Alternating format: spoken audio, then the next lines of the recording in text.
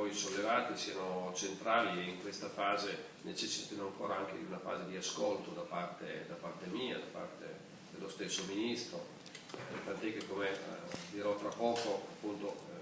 siamo in una fase di accelerazione per quanto riguarda l'assunzione di responsabilità diretta su molti temi, ma un'accelerazione che non ci fa dimenticare appunto che bisogna non soltanto fare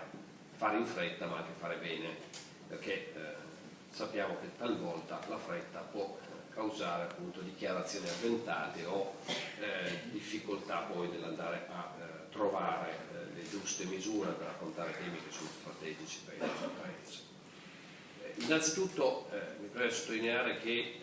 in questo momento il settore agricolo, come è stato ricordato per il Veneto e per l'intero nostro Paese, è un settore tratto. Per quanto la difficoltà appunto, che è stata anche riscontrata per alcuni settori specifici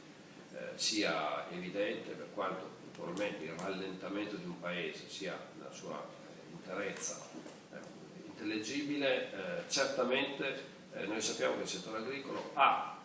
grandi potenzialità e le ha anche manifestate nel momento di crisi. Le ha manifestate appunto mantenendo il tasso di crescita, le ha manifestate anche, sono dati per certi versi meno incisivi appunto sui elementi di macroeconomia, non per quanto riguarda la prospettiva di un settore, dell'attrattività. Veniva ricordato prima il discorso dei giovani, che appunto è stato rilevato da Coldiretti e da altre organizzazioni, ma noi lo vediamo anche attraverso l'iscrizione ai istituti agrari.